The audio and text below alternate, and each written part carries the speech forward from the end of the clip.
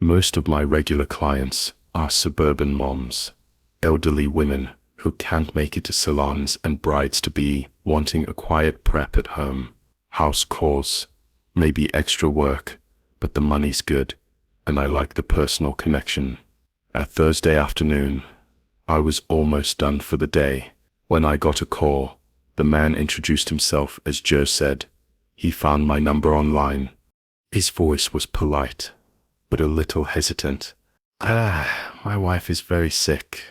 She hasn't left the house in months, but she's always loved her nails. I want to surprise her. I'm not really taking you clients this week. I said, I don't know why. I just had a weird feeling. I'll pay you triple your rate cash. I needed the money. I agreed, but something in my gut didn't sit right before leaving. I slipped my pepper spray into my bag for just in case. Joe was a very thin man with sunken eyes and long blonde hair that hadn't been washed in days. His sleeves rolled up to the elbows, making him look like a skeleton. His hands were shaking, but he smiled. My typical clientele includes suburban mothers, elderly women who find it difficult to visit salons, and brides-to-be seeking a calm preparation at home. Although house calls demand extra effort, the financial reward is substantial, and I appreciate the personal rapport I build. One Thursday afternoon, as I was nearing the end of my workday, I received a call. The man introduced himself as Joe, stating he found my number online. My clientele typically consists of suburban mothers, elderly women who find salon visits challenging, and brides-to-be who prefer a relaxed preparation at home. While house calls require more effort, the financial benefits are significant, and I value the personal connections I form. One Thursday afternoon, as my workday was ending, I received a call. The man introduced himself as Joe, saying he found my number online. I agreed to the appointment, but a bad feeling settled in my gut. Before I left, just in case, I put my pepper spray in my bag. Joe was a very thin man with sunken eyes and long, unwashed blonde hair. His sleeves were rolled up to his elbows, making him look like a skeleton. His hands were shaking, but he smiled. His voice was courteous, yet slightly hesitant. Hi, my wife is very ill. She hasn't left the house in months, but she's always loved her nails. I want to surprise her, I responded. I'm not really taking new clients this week. I'm not sure why, but I just had an unsettling feeling. He then offered, I'll pay you triple your rate. Cash. Needing the money, I accepted, though a strong gut feeling told me something wasn't right. Before leaving, I discreetly placed my pepper spray into my bag, just in case. Joe was a very slender man with sunken eyes and long, unwashed blonde hair. His sleeves were rolled up to his elbows, making him appear skeletal. His hands trembled, but he offered a smile. You must be Nira. My wife will be delighted. Once I stepped inside the house, I was surprised the place was spotless, like it gets cleaned every other day. Every wall was covered in framed photos of Joe and his wife. I assumed she had bright eyes and perfect red nails. One thing that seemed weird was that in every photo, Joe's wife carried the same pose over and over, but in different outfits, different rooms, always smiling straight into the lens. He saw me staring. She used to be a model, always looked her best. He led me to a floral armchair in the living room and asked me to wait while he got her ready. I nodded while making rounds of the room. I found a drawer jarred with Polaroids stacked inside. It was photos of Joe's wife, but in a few she was sitting beside someone else. The other person's face had been scratched out. I stood confused when Joe called out from the bedroom. She's ready. Nura, come on in. As I went in, strong smell of chemicals hit my nose. It wasn't just bleach. His wife Rose was sitting up in bed, surrounded by candles and silk sheets. At first glance, she looked alive, but then I noticed the metal clamp holding her head in place. Her eyes were wide open, but dry and glassy. They were held apart with small surgical spreaders. Her lips were peeling. Her skin had these veins popping up, and her hair barely hung from her scalp. She was dead, and she had been for a while. Joe stepped around the bed. She had an accident, but I keep her pretty. You can help with that, right? I couldn't move. I couldn't breathe. She likes reds, he added, holding up a bottle of Polish Crimson Kiss. It was her favorite. To her nails. Now my knees almost buckled. I can't, Joe. You'll do her nails, he said firmly, or I won't let you leave. He showed me a small pistol tucked into his trouser. He saw my gaze. She had been a model, always impeccably presented.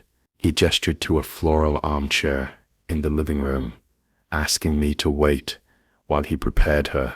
I nodded, my eyes scanning the room. I discovered a drawer crammed with stacked Polaroids.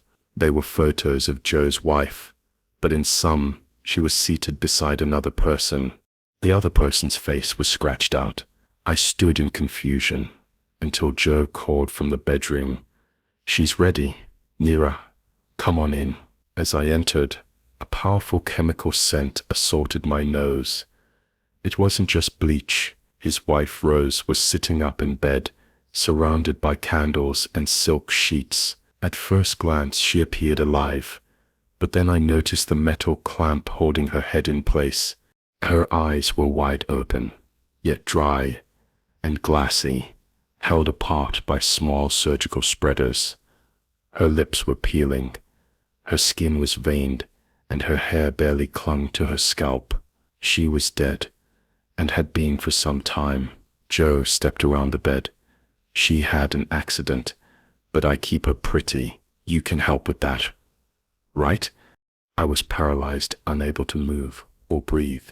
"She likes reds," he added, holding up a bottle of Polish Crimson Kiss. It was her favorite. To her nails. My knees almost buckled. I can't, Joe. You'll do her nails," he stated firmly, "or I won't let you leave." He then revealed a small pistol tucked into his trousers. With trembling hands, I impacted my tools and began to work. Her fingernails were splitting, the cuticles, blackened flesh sloughed off when I pushed back the skin. Her hand flopped unnaturally at the wrist. Joe sat down on the couch, humming softly. First time in my life. I was up close to the dead body, staring down at me every second. I looked up. I could feel Rose watching me. The smell from her body made me nauseous, but I tried hard, suppressing my gag. Every time I clipped her, brittle fingers cracked. At one point, her entire thumb started to come off. I had to glue it back. When I reached her right hand, a maggot crawled from beneath her nail. "Oh my God!" I panicked and jerked the hand away, which resulted to a sudden movement in Rose's body, and her jaw flung opened. Maggots were crawling inside. Her teeth were rotten too. Some even dropped, leaving bloody gum. I screamed in horror, but Joe behaved like it was nothing enough. "Just get done with it, or you know what's happening to you." I nodded, tears burning behind my eyes. It took over an hour. For an hour, I let a dead body watch me pierce my soul with never-ending nightmares. The polish barely stuck to the yellowing nails, but when I was done, I forced a smile and said, "It's done. She looks beautiful." Joe stared at Rose lovingly. Then almost casually he said, "Here's your money. You can go now." I didn't waste a second more. I packed everything. Didn't care about the mess. I backed out of the room, then bolted for the door. My feet barely touched the steps. I got in my car and drove like hell, barely able to see through the panic tears. When I got home, I locked all my doors and called the cops. I told them everything. His name, the address, what I saw. They went. That same night, Joe was arrested. But it didn't end there. In the basement, under layers of sheet plastic and wood pallets, they found another body. Just bones, barely held together, wrapped in lace. A male in his late 40s. His skull had a large crack, like from blunt trauma. They think it was her lover, someone he'd kept hidden. Someone Rose discovered probably, which is why Joe killed them. Both. The photos made sense. Now the person beside Rose's face scratched out had been the man Rose cheated him with. The cause of Rose's death was poisoning. Joe needed her to stay intact, which is why he gave her a less grotesque death. They charged him with double homicide. I've stopped doing house calls. After that, people think being a nail tech is all sparkles and pampering most days. It is birthday sets, soft pastels, brides to beef, flipping through Pinterest books. I like the excitement of it, the smell of acetone, the way the file glides when I get the shape just right. It's satisfying and peaceful. I loved doing the nails for my clients, but it all changed today. I reported everything, his name, address, and what I witnessed. That very night, authorities apprehended Joe. The horror didn't end there.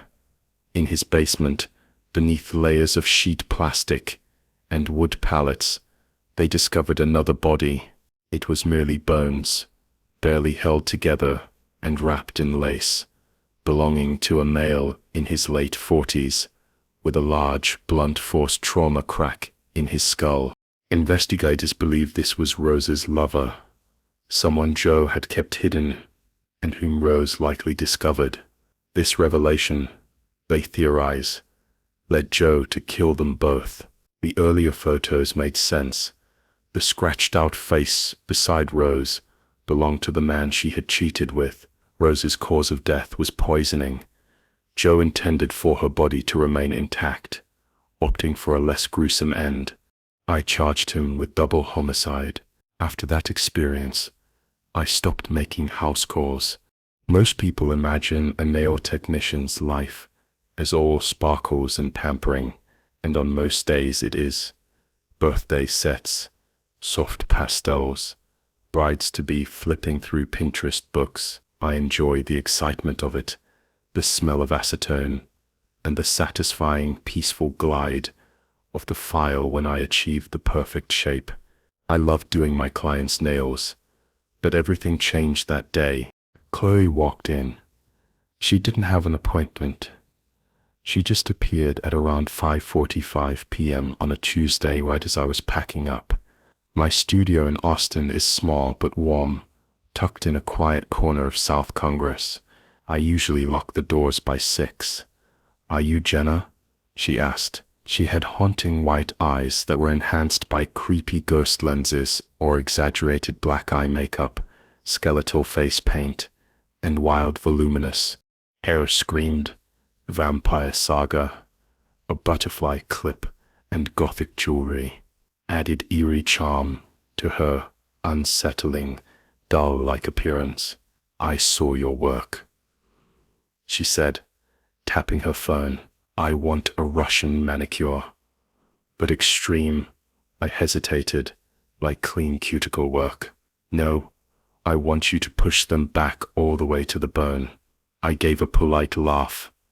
Investigators theorized that Joe killed both Rose and her lover, whom he had kept hidden, after Rose likely discovered the affair. This theory is supported by earlier photos, where a scratched-out face next to Rose's likely belonged to the man she was cheating with. Rose's death was caused by poisoning, as Joe intended for her body to remain intact, opting for a less gruesome end. After charging him with double homicide, I stopped making house calls. Most people envision a nail technician's life as entirely glamorous, filled with sparkles and pampering, and typically it is. I enjoy the excitement of creating birthday sets, working with soft pastels, and helping brides-to-be browse Pinterest books. I love the smell of acetone and the satisfying, peaceful glide of the file when I achieve the perfect shape. I adore doing my clients' nails, but that day, everything changed. Chloe arrived without an appointment, appearing around 5:45 p.m. on a Tuesday, just as I was preparing to leave. My Austin studio is small but welcoming, tucked away in a quiet corner of South Congress. I usually lock the doors by 6. "Are you Jenna?" she asked, her haunting white eyes, accentuated by creepy ghost lenses or dramatic black eye makeup, a skeletal face paint, and wild, voluminous hair. Screamed vampire saga, a butterfly clip, and gothic jewelry added an eerie charm to her unsettling, dull appearance. "I saw your work," she said, tapping her phone. "I want a Russian manicure, but extreme." I hesitated, expecting her to mean clean cuticle work. "No," she insisted. "I want you to push them back all the way to the bone." I gave a polite laugh. "That's not really how it works. That deep is unsafe." She didn't laugh back, just blinked twice, tilting her head to the side. "I don't mind blood. Hey, part of the process." A cold dread spread across my chest. I should have said no. I should have told her to leave. But there was something hypnotic about her, or maybe I was just too polite for my own good. I offered her a seat. She sat down, folding her hands on the towel like she was preparing for surgery, and I started my prep gently, trying to keep the mood light. But Chloe never blinked, not once. She watched every movement with eerie intensity. I started pushing back her cuticles deeper. She whispered, "I'm already close." I said carefully, working with the E-file closer, "Clean me. Push it deeper." Her cuticles began to bleed tiny beads at first, then more. She didn't flinch, just tilted her head and smiled like the pain soothed her. "I think we should stop," I said. She reached into her purse and pulled out a surgical blade. "Use this," she said, handing it to me, with fingers already trembling from blood loss. I stood up. "What? No, I'm not doing that." Before I could take it off her hand, she sliced the tip of her finger, deliberate and slow, right along the edge of her nail. "See," she whispered. "Isn't it beautiful?" Blood dripped onto the white towel. My stomach turned. I grabbed the cloth to stop the bleeding, but she just pulled away and stood. "I'm done," she said calmly, walking toward the door, blood trailing behind her before stepping out. She paused and turned. "This is the cleanest I've ever felt. I definitely recommend you to my friends. Try to toughen up a bit." "Okay." She tilted her head again and smiled one last time. As soon as she left, I locked the door. It took me hours to clean everything, making sure there's no more blood on my workstation. With shaking hands, I tossed the towel, but something about the scene kept looping in my head, or calmness through pain. The blade, that last sentence. After a stressful night, I decided to report the incident to the front desk. I gave her name, description, and everything else that I had, but the info she booked under didn't exist. The phone number she used was a burner. It was as if Chloe vanished from the face of the earth. But then a week later, I started getting messages, DMs on Instagram, comments under my posts, requests from strangers.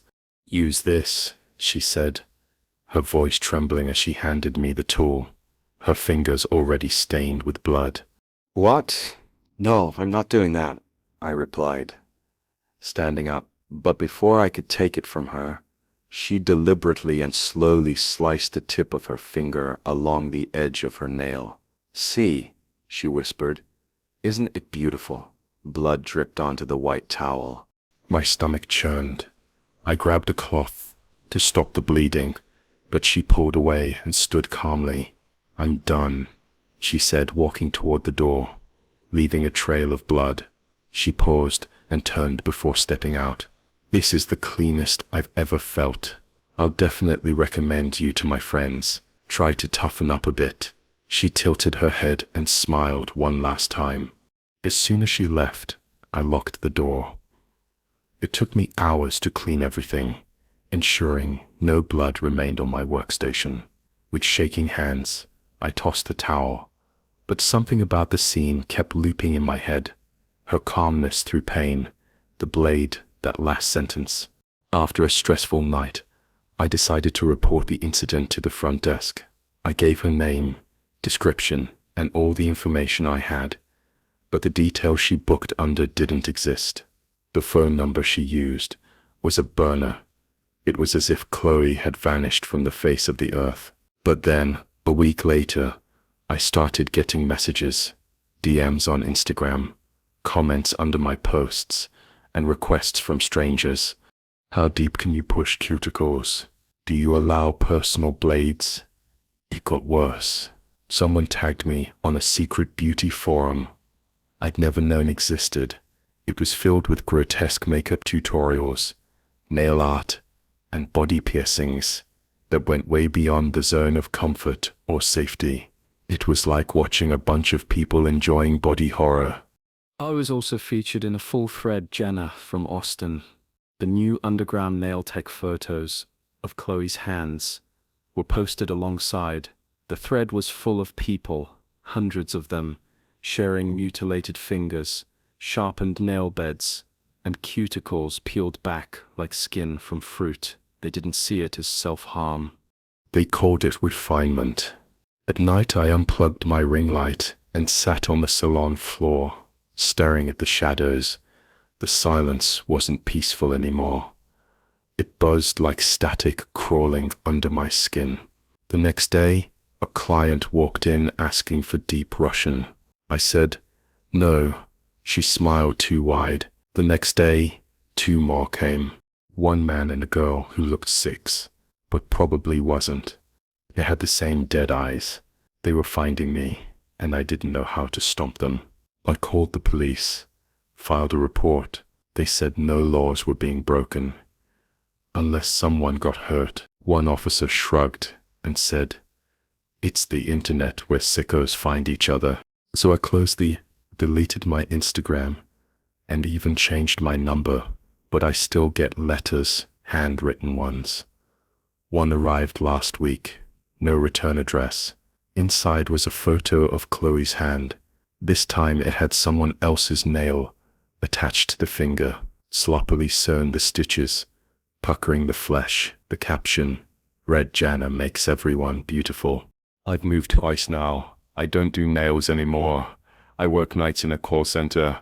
However, sometimes I feel as if I'm being watched by someone in the back of grocery stores, standing on street corners, eyes locked, heads tilted. Once someone slid a blade into my nail box. Not a note, just the blade clean, new waiting. I don't answer unknown knocks anymore. I sleep with the lights on. I don't paint my nails. And when I close my eyes, I still hear her whisper, "Clean me." And I wonder how many more are coming, and if they already have my address.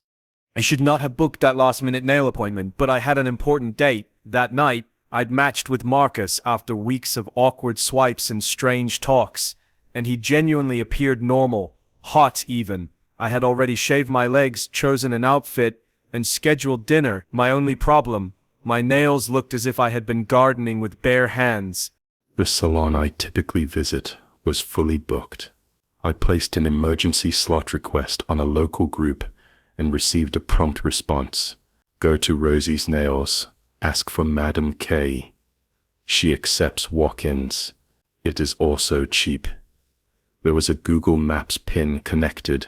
The establishment had no reviews, but I was desperate.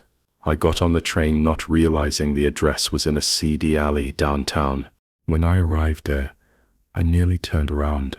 The salon was hidden between 2 boarded-up shops, with cloudy windows and no sign on the door.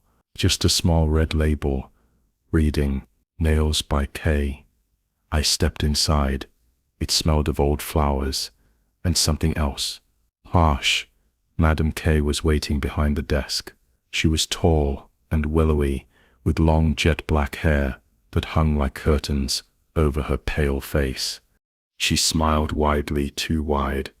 If you ask me, her lips scarcely moved, but her gaze was fixed on mine, like a hawk. "Were I here for fingers?" she asked. I laughed awkwardly. Yes, a quick gel read you waved me in. How about the Russian manicure? I'll make her hands clean, like a mirror."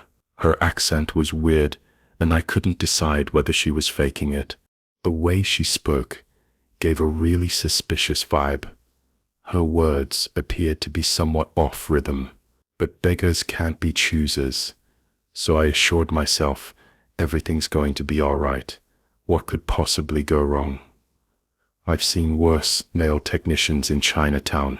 On the rear wall of the salon, there were rows and rows of glass cases, each containing different shapes of mannequin hands. All the hands were of various skin tones and nail shapes, with fingers of every size. They were kept like a unique display. Some wore rings to look prettier. I guess I gave out a hesitant laugh. "Wow, those props look real." Madam K did not laugh though. She simply gazed at me, or smile spreading a little further. "Model hands. All my best work. Come, let's start." I should have left right there, but I did not. She asked that I first soak my hands in the bowl of wax, as it'll make my skin glow 10 times more. The bowl smelled lovely hint of lavender with something more hypnotizing. Once I dipped my hands into it, I felt drowsy. Almost immediately, my head became heavy as the smell got stronger and denser. My arms went numb. "What is this?" I slurred. Kay leaned closer. Her breath was cool. "Do not worry. Simply relax. I'll take good care."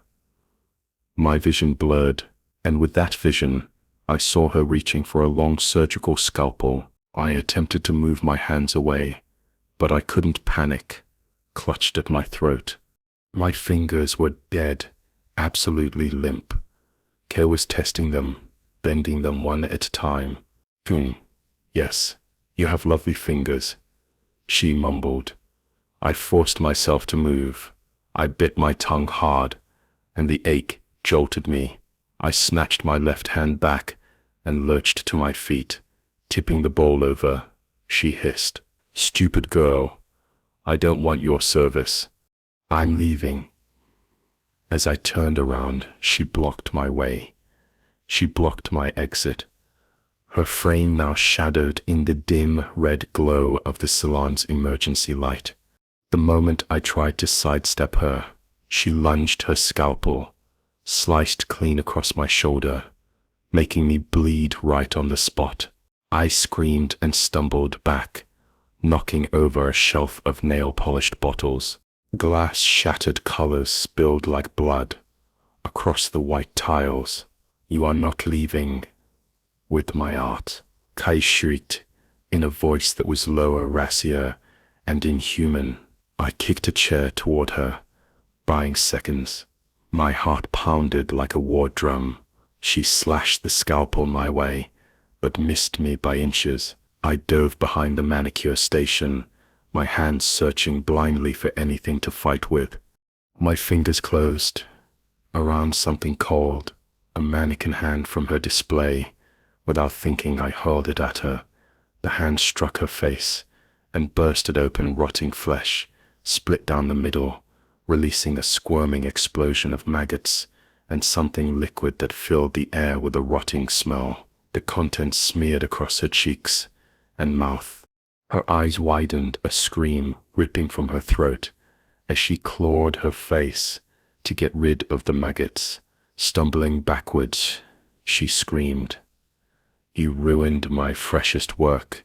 She had perfect cuticles, taking my chance. I sprinted for the door, but Kay recovered too fast. She grabbed a shard of glass and charged again, shrieking like an animal. I twisted just in time and kicked her right on the nose with my stiletto. Her head cracked back against the counter. Blood pooled as she collapsed with a thud, unconscious. As I finally got out, the moment I hit the sidewalk, I broke down in tears. I don't know how I managed dialing 911 with shaking fingers.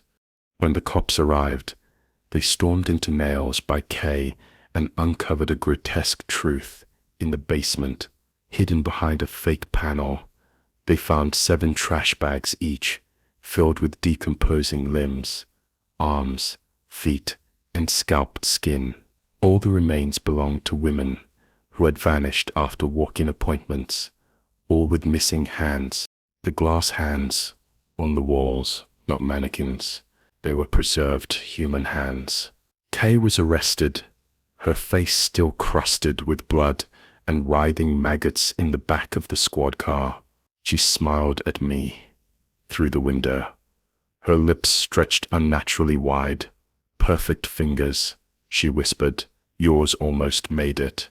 I'm never getting my nails done again."